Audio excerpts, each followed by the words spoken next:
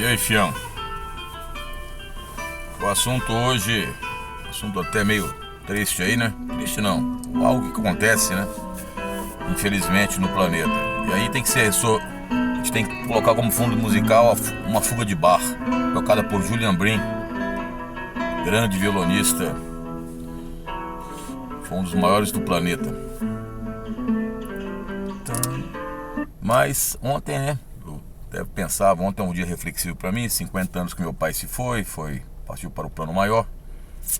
E aí, nessas situações, quando você já tá velho, né, bem mais velho que ele quando desencarnou, você fica reflexionando e relembrando alguns assuntos. E me veio à mente, não sei por que cargas d'água, um assunto que lá em casa muitas vezes era comentado. Dois assuntos que impressionaram muito lá o velho Sebastião Ximenes e minha mãe, que era o incêndio no circo de Niterói, aí vocês podem procurar aí, e também o acidente que aconteceu em 24 de janeiro de 1967 na Serra das Araras.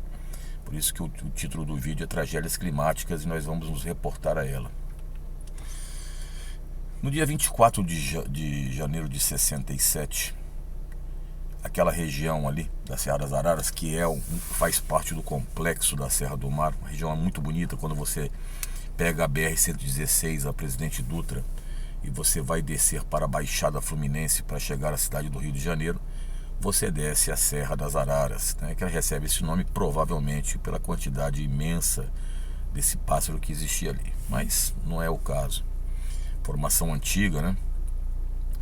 E a Serra das Araras, que também tem ali as suas ocupações, desmatamentos, e em 67 estava ocorrendo a duplicação da Dutra naquela região, a rodovia Presidente Dutra, porque antes, se eu não me engano, era uma pista só que subia e descia, aí estavam duplicando, e ali em 3 horas apenas, das 10 da noite até 1 da manhã, dia 24 de janeiro de 1967, caiu a precipitação de 275 milímetros. Só para você ter noção, em 2011 tivemos uma tragédia naquela região serrana do Rio de Janeiro, de Friburgo, Nova Friburgo, Teresópolis e Petrópolis. E choveu, na época, 140 milímetros em 24 horas e morreram mais de 900 pessoas. Chove em Piraí, essa chuva desce ali a Serra das Araras. E em descendo a Serra das Araras, ela vai levar um montante de terra gigantesco. Tem fotos aí, você procure no YouTube, procure que você vai achar algumas coisas. Foi a maior tragédia climática do Brasil. Morreram 300 corpos foram encontrados. 1.700 estão desaparecidos, ou seja, calcula-se que desde aquela época, mais de 50 anos, 2.000 pessoas morreram na tragédia da Serra das Araras. Ônibus, máquinas que estavam duplicando a pista da Dutra, ali fazendo a nova parte ali da Serra das Araras, sumiram. Corpos sumiram, foram tragados pela areia. Logicamente nós temos assim uma visão mais próxima de Brumadinho, que foi ali, não é uma tragédia climática, ali na realidade foi uma tragédia anunciada, uma lagoa de contenção, e nós acompanhamos em tempo real o desespero de 200 pessoas que ali tiveram suas vidas ceifadas. Imagine 2.000 pessoas. A ONU considera a tragédia da Serra das Araras como uma das 10 maiores tragédias do século. Então, repare da magnitude. E só lembrando a vocês que das 10 maiores tragédias climáticas do Brasil, 9 foram na região sudeste. 9. As duas mais importantes aconteceram, as duas mais importantes aconteceram no estado do Rio de Janeiro, que é a Serra das Araras e aquela região serrana, que foi em 2011. E tivemos apenas uma em Itajaí, Santa Catarina, entre as 10 maiores. Para mostrar o seguinte, a questão da ocupação humana, do desmatamento também, Alguém poderia refutar: professor, mas não é assim. A tragédia da Serra das Araras, o solo estava encharcado, então houve um grande deslocamento de solo, uma solifluxão. E ali, mesmo que tivessem sido feitas barreiras de contenção, etc. e tal, teríamos também uma tragédia de alta magnitude. Concordo plenamente com isso.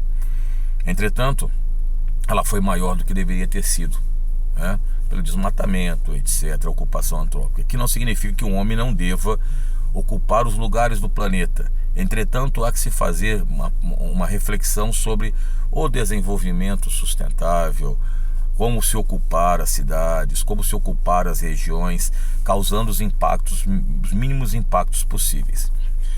É claro que você poderia falar para mim: mas aqui tragédia climática não acontece só no Brasil. Não, realmente não. Se colocarmos aí dentro do contexto os furacões que acontecem ali no Caribe, se você colocar não como climático, mas tragédias tectônicas, como é o caso do vulcanismo e terremotos que acontecem na costa oeste da América, no Japão, os próprios tsunamis que acontecem no Japão, é claro que nós sabemos que não acontece no Brasil. As enchentes que acontecem na Europa. Por que acontece isso? O homem, muitas vezes as tragédias são muito grandes. Ora, próximo a vulcões, você sabe, vulcões e terremotos são fatores interligados pelo tectonismo e vulcanismo. Tem solo extremamente fértil.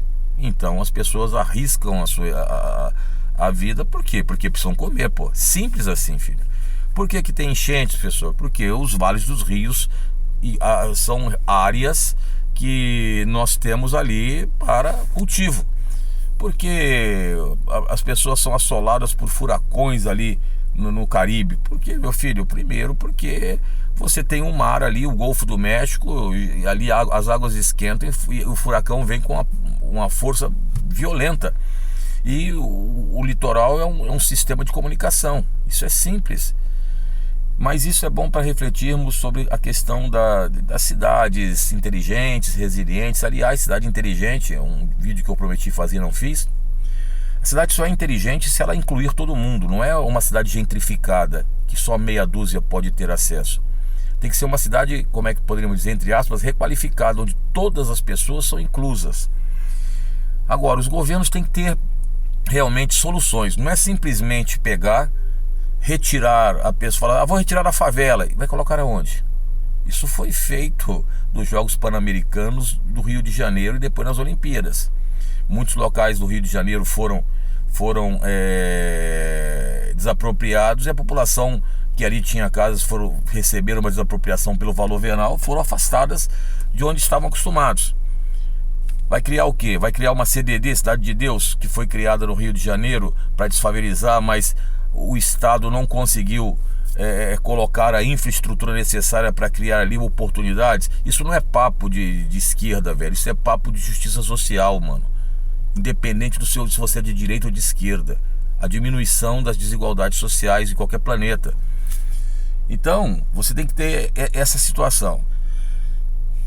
O Brasil tem, e nós sabemos, engenheiros altamente capacitados em diversas áreas, que têm condições de fazer projetos. Logicamente que para isso haveria os governos municipais, estaduais e federal, em conjunto e também com a sociedade, fazer projetos para eliminar situações de risco, mitigar, ou seja, amenizar os riscos que acontecem. Fiscalizações das ocupações de encostas. Muitas encostas são ocupadas, né? Principalmente aqui em São Paulo nós temos a construção, não é de favela, mas muitas mansões que são nas encostas, e quando ali próximo nas encostas da Serra do Mar chove, vai embora também. A chuva não vai perguntar a sua condição financeira, se você é rico ou pobre. Se tiver no meio, vai ser levado. E as forças da natureza fazem as forças da humanidade parecerem meros micro-organismos, porque nós somos muito pequenos. Qualquer tempestade, como eu já falei, tempestade grande que tem mais potencial que o arsenal atômico do planeta todo, em termos de energia acumulada. Agora, para isso é necessário que haja realmente seriedade dos políticos. Eu fico pensando, se ao invés desses investimentos insanos em guerra, que chegam aí a casa, só os americanos já estão perto de $1 trilhão de investimento em armas, e outros fossem investidos, né, dentro da formação de um mundo melhor. Isso não é um mundo paralelo, é um mundo melhor, um mundo menos desigual.